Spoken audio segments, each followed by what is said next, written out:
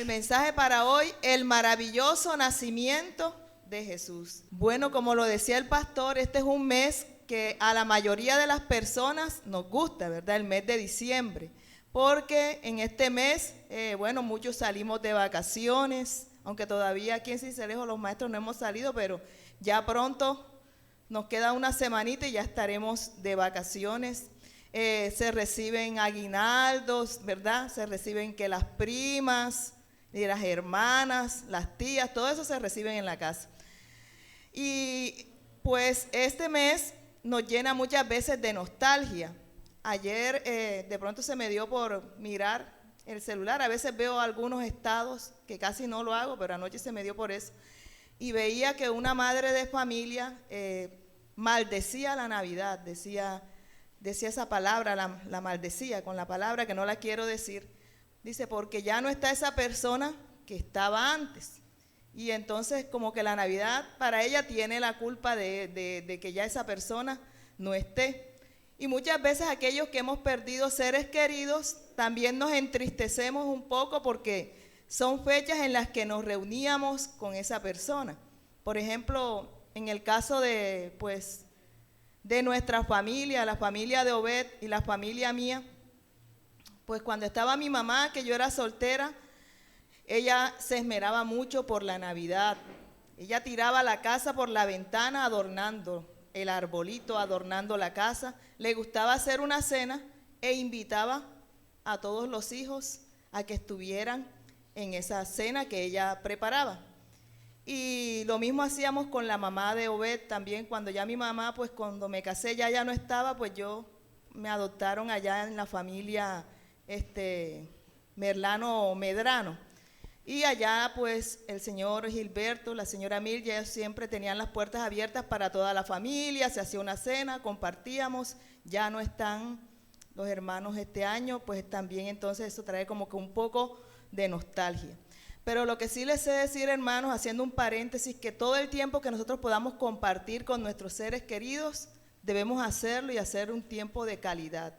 A veces como hijos no le damos el valor a de pronto esas peticiones que hace el papá, que hace la mamá, ay, pero 24 estar con mi familia, qué aburrimiento, quiero mejor estar en otro lado, cuando somos adolescentes. Yo me daba rabia porque tenía una amiga que cumplía años el 23 de diciembre y los festejaba el 24 y todos iban y yo que quería ir para allá y mi mamá decía, no señor, el 24 es aquí en la familia. Y en ese tiempo de adolescente, como sabemos que los adolescentes vamos en choque con los papás siempre, ¿verdad? Decía, ¿por qué mi mamá me quiere hacer infeliz? Pensaba yo en mi cabeza. Pero ahora me doy cuenta pues que era un tiempo en que de verdad debemos pasar en familia. Tan es así que el último 24 que mi mamá estuvo fue muy triste porque ella ya estaba enfermita, no sabíamos que ella tenía cáncer, todavía no le habían hecho el descubrimiento de ese cáncer. Y ella quiso hacer una cena y se esmeró por esa cena. Y así como estaba, fue a alzar, fue a hacer su compra, hizo su cena, pero mis hermanos todos sacaron pretexto y no quisieron asistir a esa cena. Y era la última cena que iban a compartir con mi mamá. Entonces fíjense que a veces nosotros sacamos pretextos y no sabemos cuándo es el último momento que nosotros vamos a compartir con esa persona. Entonces mientras tengamos a nuestros padres, honremos a nuestros padres, ¿verdad? Porque dice la Biblia, honra padre y madre para que tus días sean de larga vida. Y como decía mi mamá, hijo eres y padre serás. Entonces, hablando de este tiempo de la Navidad, la gente en este tiempo se preocupa, llegó diciembre, Navidad, hace una lista. ¿Qué debo hacer en diciembre? Comprar ropa para estrenar, adornar la casa, hacer una cena, pintar la casa, ¿cierto? Eso es lo que la gente piensa apenas le dicen Navidad. Navidad, regalos para los hijos, hay que comprarle los regalos, me pidieron esto, me pidieron lo otro, tengo que poner la casa bonita porque es diciembre, porque es Navidad. Pero los cristianos particularmente nos debe alegrar este mes porque celebramos el nacimiento de Jesús. Y aunque Jesús no haya nacido en este mes, Algunos teólogos dicen que nació entre septiembre y octubre, otros dicen que nació en abril, pero se escogió este mes, ¿cierto?, para hacer esa celebración. Y para nosotros como cristianos, lo más importante no debe ser todas estas cosas que mencioné anteriormente, que son bonitas, hacer una cena, comprar ropa, tener la casa bonita, sino saber que Navidad significa nacimiento, que la palabra Navidad viene de natividad y que esto significa el nacimiento del Rey de Reyes y del Señor de Señores. ¿Cuántos le pueden dar un fuerte aplauso a ese Rey de Reyes y Señor de Señores? Amén. Y es que la palabra de Dios nos cuenta que en Navidad celebramos que el Dios Todopoderoso, ese Dios, ese Rey de Reyes y Señor de Señores, el Verbo se hizo carne para venir acá a este mundo a cumplir una misión de reconciliar el mundo con Dios. Fíjense que en la Biblia aparecen varias formas en las que se da origen a un ser humano. Miremos la primera forma, que fue cuando Dios creó a Adán y a Eva. ¿Cómo creó a Adán? Dice la Biblia que lo hizo de barro y le dio su soplo de vida. O sea que Adán no tuvo padres, mamá ni papá terrenales, tuvo a su Padre Dios. Luego, para crear a Eva, ¿qué hizo Dios?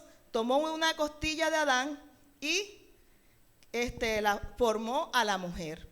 Quiere decir que a Eva tampoco tuvo padres ni madres y no tuvieron suegros tampoco. Y me imagino que tampoco tuvieron ombligo, ¿verdad? Porque el ombligo es para alimentar al bebé cuando está en el vientre. Entonces yo creo que ellos no tendrían ombligo, ¿cierto?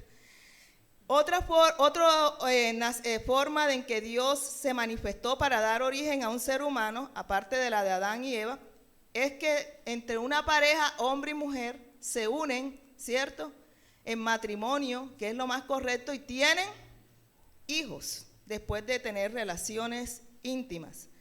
Hay otros acontecimientos milagrosos que hubo en la Biblia cuando dos ancianos, que era Abraham y Sara, ya siendo viejos, ya Sara no tenía el ciclo menstrual, el Señor les concedió que tuvieran un hijo, ¿verdad? Y que le dio una promesa a Abraham que él sería padre de multitudes. Y siendo ellos ya viejos, que hasta Sara le dio risa cuando se lo dijeron, y por eso le puso Isaac a su hijo, que significa risa, Dios hizo un milagro y le dio este hijo a Abraham, y de ahí nació todo un pueblo, toda una nación. Pero el milagro más hermoso y maravilloso del que vamos a hablar hoy, y que nunca ha sucedido, no había sucedido ni volverá a suceder, es el milagro sobrenatural de Jesús. Vamos a mirar Lucas 1, del 26 al 38.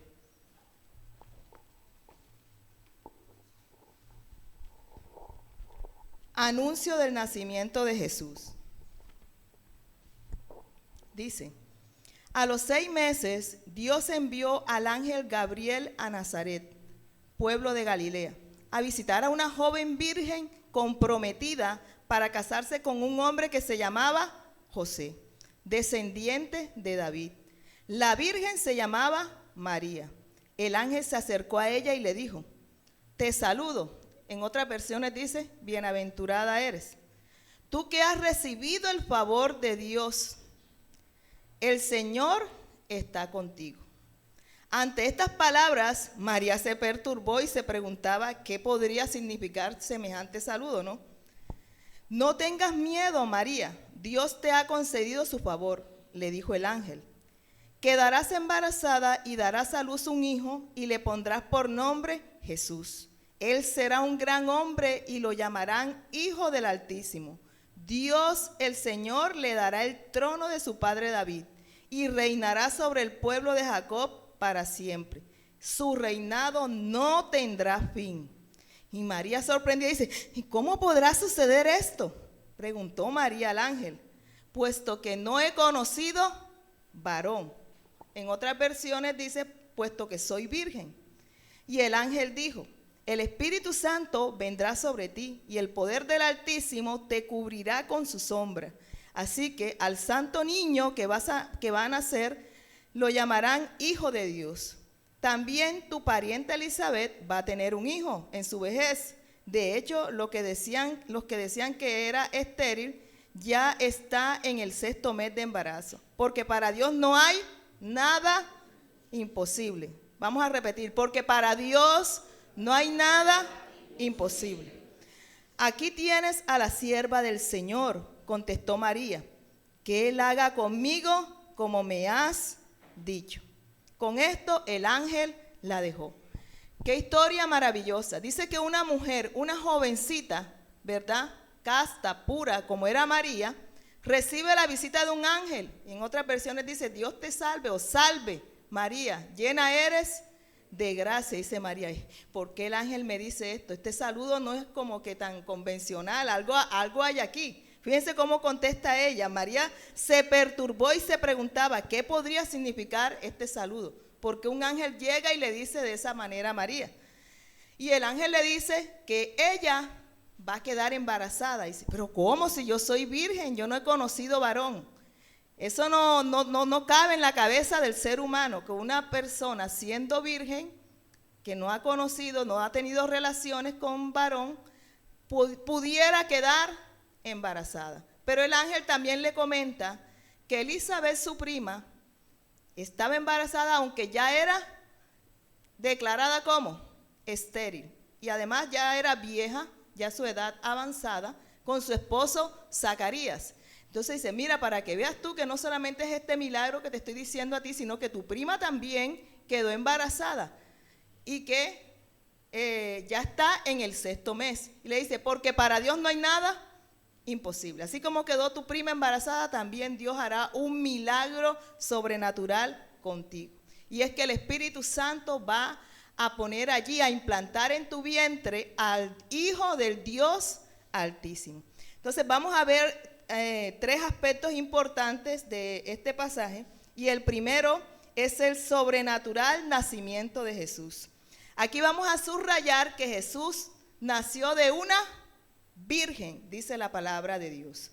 Y es que ya esto estaba profetizado muchísimos años atrás por el profeta Isaías. Si buscamos Isaías capítulo 7, versículo 14, dice, se profetizó esto: por eso el Señor mismo les dará una señal.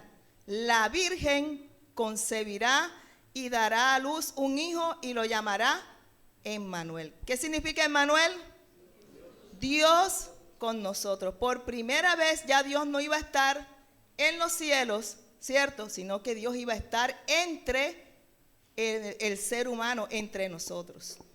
Y Primera de Timoteo, vamos a buscar Primera de Timoteo, capítulo 3, versículo 16, dice: no hay duda de que es grande el misterio de nuestra piedad.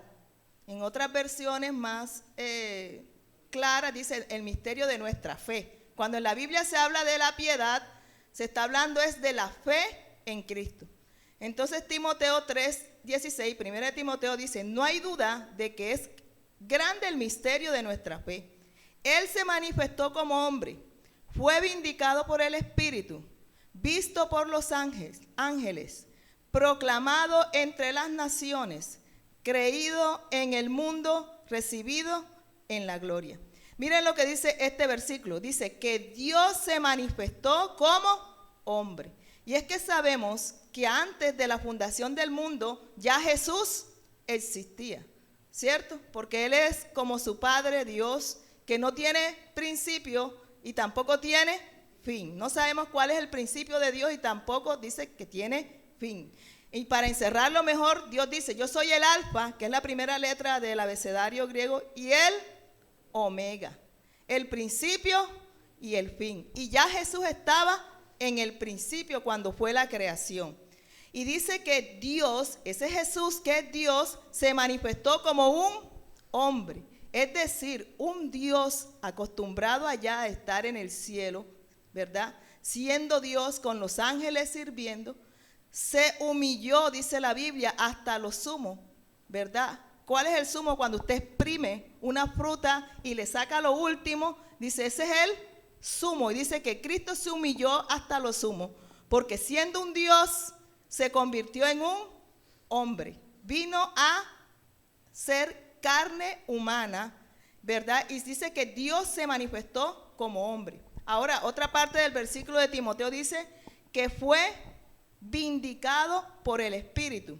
A menudo esta palabra vindicar en la Biblia significa que hay una intervención divina. Es decir, que el Espíritu Santo hizo una intervención divina para que el Dios se encarnara en un ser humano. Dice también el versículo que fue visto por los ángeles. Recordemos que Dios es ¿qué? Espíritu. Y los espíritus no se pueden ver. Cuando Cristo estaba en el cielo, Él era Dios y ¿era qué? Era espíritu, no era hombre. Porque Él vino a ser hombre cuando se encarnó en el vientre de María. Y anteriormente dice que Jesús también era ¿qué? Espíritu. Ningún ángel había visto a Dios, porque Dios no se puede ver, porque es espíritu. No había visto a Jesús. Y dice, visto por los ángeles. ¿Cuándo los ángeles vieron por primera vez a Dios entonces? Cuando nació, cuando estuvo en forma de un bebé en ese pesebre. Y llegaron los ángeles y dijeron, gloria, gloria a Dios en lo alto. Y le dice a los pastores, os traigo nuevas de gran gozo, porque ha nacido el Rey de Israel. Y tendrán esta señal que lo encontrarán envuelto en pañales en un pesebre. Primera vez que los ángeles vieron a Dios. Y me dice, mira dónde está Dios. Por primera vez en forma de un bebé acostado en un pesebre envuelto en pañales. Y dice también el versículo, creído en el mundo, recibido en gloria. Fíjense que los ángeles vinieron a dar las buenas noticias. Los pastores fueron allá a ver a ese Rey de Reyes y Señor de Señores. Y también los Reyes Magos, que cuenta la Biblia, también fueron llevándole regalos, fue nacido y recibido en gloria. Entonces, lo más importante que podemos destacar aquí en esta parte es el nacimiento virginal que narra la Biblia, porque si Jesús no hubiera nacido de una virgen, entonces toda nuestra fe cristiana no tiene fundamento. La fe cristiana se fundamenta en el nacimiento virginal de Jesús. Y vamos a ver esta explicación en el segundo punto.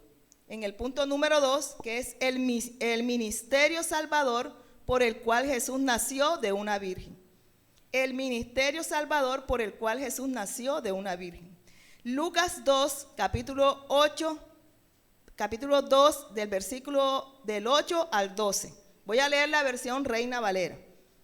Y había pastores en la misma tierra que velaban y guardaban las vigilias de la noche sobre su ganado. Y aquí el ángel del Señor vino sobre ellos, y la claridad de Dios los cercó de resplandor, y tuvieron gran temor.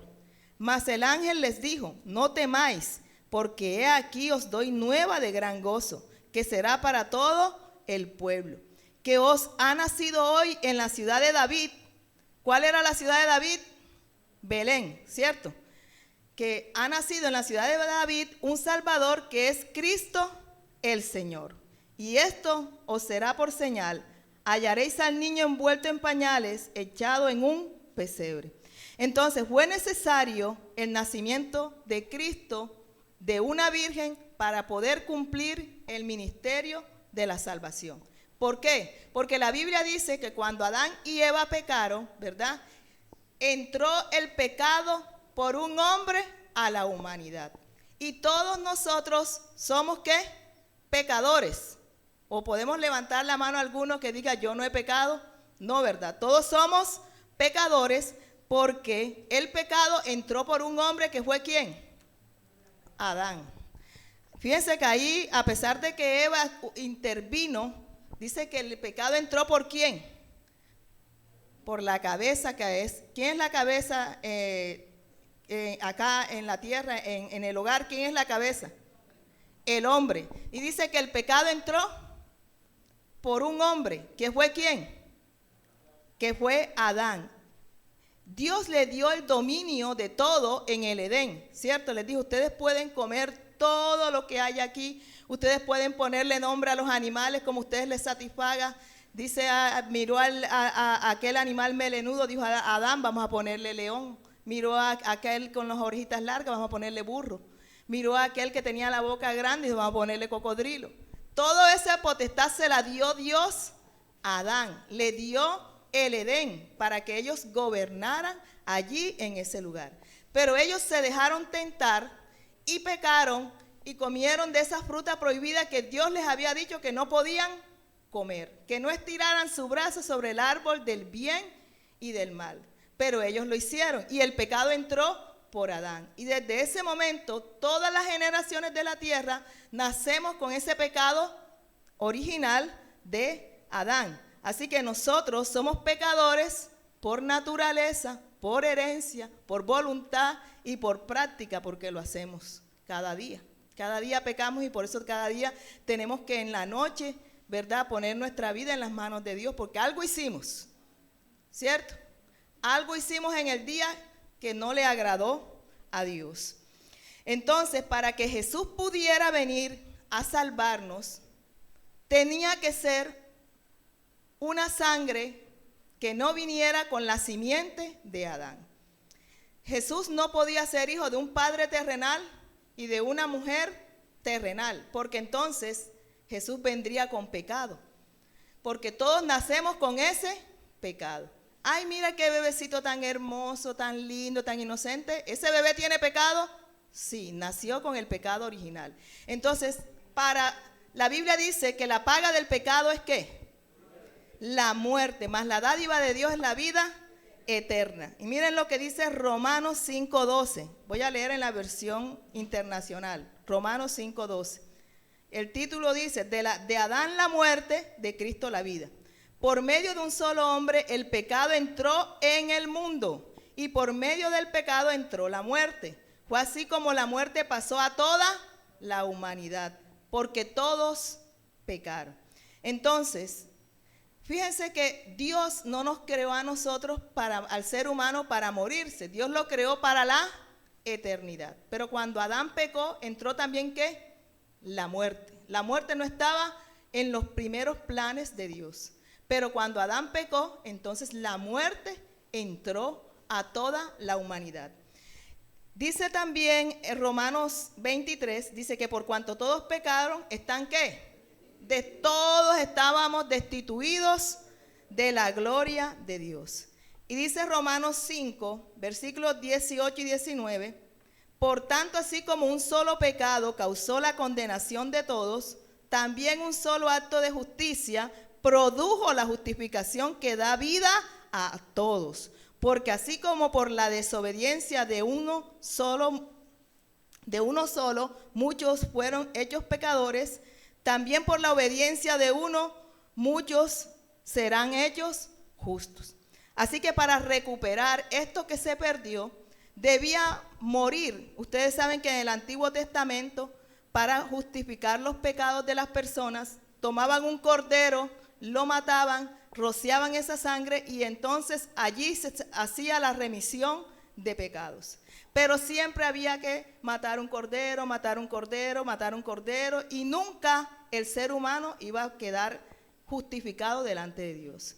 Y para que pudiera el ser humano quedar justificado de una vez por todas, vino el Cordero perfecto, que es Cristo Jesús. El Cordero perfecto, sin mancha, dice la Biblia, ¿verdad?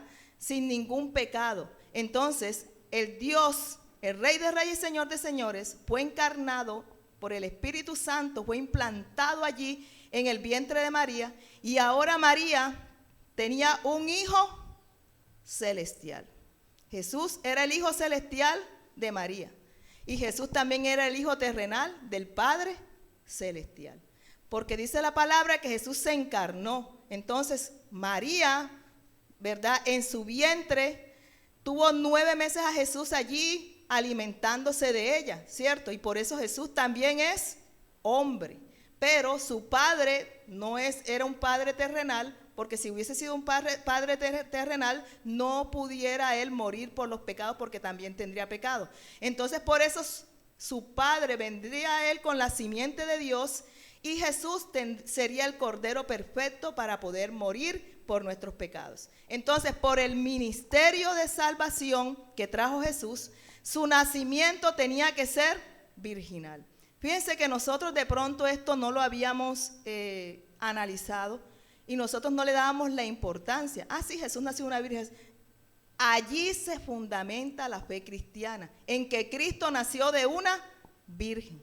Ese es lo más importante de la fe cristiana, diga, es que Cristo nació de una virgen, para que Cristo pudiera cumplir con el ministerio de salvación, morir en una cruz, derramar su sangre preciosa por todos nosotros y así podernos justificar y ser nosotros salvos y presentarnos delante de Dios limpios, porque Cristo ya hizo el sacrificio por nosotros. Y dice la Biblia que por Adán se perdió el dominio. Por la desobediencia de Adán entró el pecado. Pero dice que por Jesucristo nuevamente se recuperó el dominio sobre la muerte. Dice Primera de Corintios, ¿verdad? Dice 15, creo que es que dice, ¿dónde está muerte tu aguijón? ¿O sepulcro tu victoria? ¿Verdad? No pudo la muerte retener al Rey de la Gloria porque al tercer día fue resucitado. ¿Cuántos le dan gloria a Dios por eso?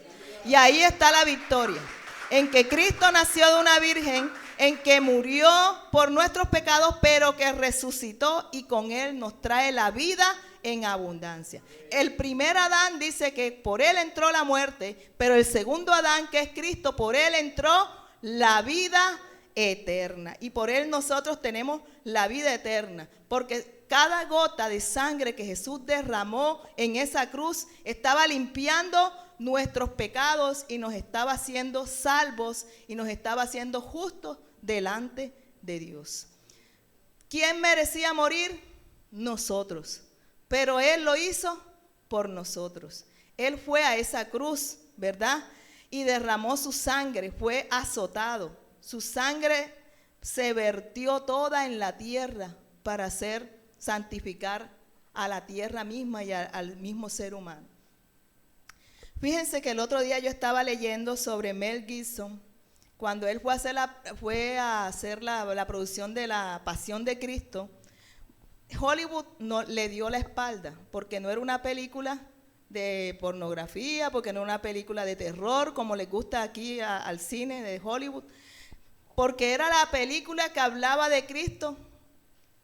Entonces esa sí no la quisieron recibir. Pero dice que cuando él filmó esta película, dice que se vieron cosas maravillosas allí. Dice que este personaje que encarnó a Jesús, que su nombre comienza por J y su apellido por C, que ahora mismo no me lo sé, eran unas coincidencias que, mejor dicho, JC como Jesucristo. Su edad en ese momento que filmó la película era de 33 años. Y dice que él, por estar tanto tiempo expuesto al desnudo, como estuvo Jesús, dice que se enfermó de pulmonía. Tuvo varios problemas de salud por estar filmando la película por unos ratos que él estuvo así. Ahora imaginémonos nosotros a Jesús, que desde la noche anterior empezó su padecimiento, ¿verdad? Lo tuvieron allí, le quitaron sus vestidos, lo despojaron de sus vestidos, lo azotaron, le arrancaban la piel con esos látigos y la sangre se venía con todo, y el látigo se venía con sangre y con carne. Dice que la Biblia, por su llaga fuimos nosotros curados, porque el cuerpo de Jesús quedó hecho una sola llaga. Yo no puedo ver la película La Pasión de Cristo porque para mí es una película demasiado fuerte. La primera vez que yo la vi, mi mamá lloró, mejor dicho, pero a llanto. Y yo no podía tampoco, es más, yo agaché la cabeza y pedí perdón a Dios. Señor, en realidad nosotros no valoramos ese sacrificio que tú hiciste. Porque si esta película, que no es ni la mínima parte de lo que tú sufriste, que el sacrificio de Cristo fue aún mayor y nosotros lo decimos tan folclóricamente, Cristo murió por mí, pero ¿qué le costó a Cristo? Porque Cristo era Dios, pero también era hombre. Él sentía dolor, él sentía hambre, sintió tristeza, sintió aflicción en el momento en que sabía que tenía que ir a esa cruz. En el momento que sabía que cuando estuviera en esa cruz y los pecados de toda la humanidad cayeran sobre él, por primera vez Jesús sería separado de su Padre. Porque Dios no puede estar con el pecado. Y en ese momento Dios se separó de Jesús y Jesús dijo, Padre, ¿por qué me has abandonado? Fue un momento de sufrimiento y nosotros lo tomamos como que tan folclóricamente, ¿cierto? Pero si nosotros pensamos que la Navidad es que Dios maravilloso, Rey de Reyes, se encarnó, se hizo hombre, esa es Navidad. Que el Rey de Reyes y Señor de Señores vino a este mundo a humillarse como hombre, a recibir todo tipo de humillaciones, lo escupieron, se burlaron, le hicieron de todo, le pusieron una corona de espinas, le hinchazaron una corona de espinas. Si nosotros cuando nos pullamos con una aguja sentimos dolor, ahora con esa corona de espinas que era venenosa, dicen los historiadores que eran espinas venenosas, que cuando le pusieron esa corona de espinas su rostro se desfiguró. Y fíjense que toda la vergüenza que nosotros teníamos que pasar, la pasó Él. Nosotros vemos en la cruz a Jesús envuelto en un pequeño, digamos que trapo, un pequeño manto, pero en realidad no era así. La muerte de cruz que se hacía en Roma era desnudo completamente. Lo que pasa es que en ninguna parte muestran a Jesús desnudo, pero Jesús sufrió esa desnudez por nosotros. Nosotros éramos los que merecíamos estar allí, pero Él lo hizo por nosotros. Y nosotros tenemos que valorar mucho eso. Nosotros tenemos que valorar que Navidad significa que el Dios grande y maravilloso se encarnó, se hizo hombre para venir a sufrir por cada uno de nosotros y para cumplir con el ministerio de salvación.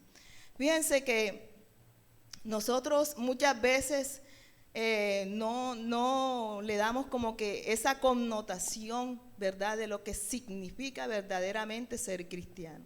Ser cristiano es algo maravilloso, ser cristiano es algo lindo. Ser cristiano es saber que tú eres agradecido y que comprendes lo que Jesús hizo por ti y por eso lo invitas a tu corazón para que Él gobierne tu vida. Ser cristiano es ser salvo, ser cristiano es ser hijo de Dios. Ser cristiano es saber que contamos con Él en todo momento. ¿Cuántos cuentan con el Señor en todo momento? Amén. En todo o en cualquier necesidad, en cualquier circunstancia, nosotros como cristianos sabemos que tenemos ese Padre Dios maravilloso que siempre está con nosotros ayudándonos. Y cuando nosotros sentimos que de pronto Él está en silencio es porque Él está haciendo la obra en nuestras vidas. Tiene un propósito en lo que está sucediendo en nuestras vidas. Yo no sé qué te está pasando a ti ahora, no sé por qué situación estás pasando, pero déjame decirte que separados de Él nada podemos hacer. Que es el momento que si estás sufriendo, que si estás triste, te acerques aún más a Él, porque Él traerá el oportuno socorro. Amén. Porque la respuesta de Dios no llega nunca antes ni llega después de tiempo, sino que llega a tiempo. Amén. El nombre de Jesús en el Antiguo Testamento era Josué, porque significa Jehová salva, y es que Jesús es nuestro Salvador. El mismo ángel se lo dijo a María. Dice, nuevamente leamos Lucas 30 y 34. Ahora para el punto 3, vamos a ver la soberanía y majestad de su nacimiento. La soberana majestad de su nacimiento. Lucas 1, del 30 al 34. Entonces el ángel le dijo a María, no temas porque has hallado gracia delante de Dios. Y ahora concebirás en tu vientre y darás a luz un hijo y llamarás su nombre Jesús. Este será grande y será llamado Hijo del Altísimo. Y el Señor Dios le dará el trono de David su padre. Y reinará sobre la casa de Jacob para siempre y su reino no tendrá fin. En el mismo anuncio que el ángel le da a María, le está diciendo que ella va a tener ¿a quién? Al Rey de Reyes y al Señor de Señores. Por eso aquí vemos la soberana majestad de su nacimiento. Aquí el ángel está diciendo en el versículo 32, este será grande y será llamado Hijo del Altísimo. Y el Señor Dios le dará el trono de David, su padre, y reinará sobre la casa de Jacob para siempre, y su reino no tendrá fin. Esta parte de la profecía no se ha cumplido todavía. Ya se cumplió la primera parte que profetizaron que de una virgen nacería el Salvador. Se cumplió de que la parte donde dice en Isaías que él molido fue por nuestros pecados y por nuestras rebeliones. Pero esta parte donde dice que se le dará el trono de David su padre todavía no se ha cumplido. Porque esa parte se cumplirá cuando Jesús venga a reinar y el pueblo de Israel lo reconozca que él es el Mesías y es el Salvador, y llorarán porque no reconocieron al Rey de Reyes y al Señor de Señores. Cristo reina y Cristo es Rey. En todo momento, antes de venir, cuando estaba en el cielo, Cristo era el Rey de Reyes. Y cuando vino, Cristo sigue siendo Rey. Hay algunas canciones que doctrinalmente no están bien. Hay una canción que nosotros de pronto cantamos y que no está bien doctrinalmente. Dice, con una corona de espina te hiciste rey por siempre. Me da mucha pena, pero Cristo no se hizo rey por la corona de espinas. Cristo ya era Rey de Reyes y Señor de Señores. Es por eso que cuando yo canto esa canción, en esa parte la cambio. Yo digo, con una corona de espinas me hiciste salvo por siempre. Porque eso fue lo que Cristo hizo. Me hizo salvo con esa corona de espinas, con su sangre derramada. Pero ya Cristo es Rey de Reyes y Señor de Señores. Entonces no podemos decir que con una corona de espinas fue cuando Cristo se hizo rey. Ya Cristo era Rey de Reyes y Señor de Señores. Cristo era antes, lo dice Juan 1, del 1 al 3. Dice, en el principio era el Verbo. ¿Quién era Cristo? El Verbo. Y el Verbo era con Dios. Y el Verbo era Dios. Este era en el principio con Dios. Todas las cosas por él fueron hechas, y sin él nada de lo que ha sido hecho fue hecho. Las palmas de donde sacaron el pesebre donde se acostó Jesús, ya eso lo había hecho ¿quién? Jesús. Porque nada de lo que hay existe si él no lo hubiese hecho. La misma Biblia lo dice. Y sin él nada de lo que hay ha sido hecho fue hecho. Jesús no comenzó con María en Belén. Ya él existía desde siempre con su Padre Dios. Amén. Cuando Pilato le dijo a Jesús que si el pueblo, él era el rey de los judíos, en Juan 18, 33, 38, dice, si mi reino fuera de este mundo, mis servidores pelearían para que yo no fuera entregado a los judíos. Pero mi reino no es de aquí. Pilato le dijo, ¿luego eres tú rey? Jesús le respondió, ¿qué le respondió Jesús?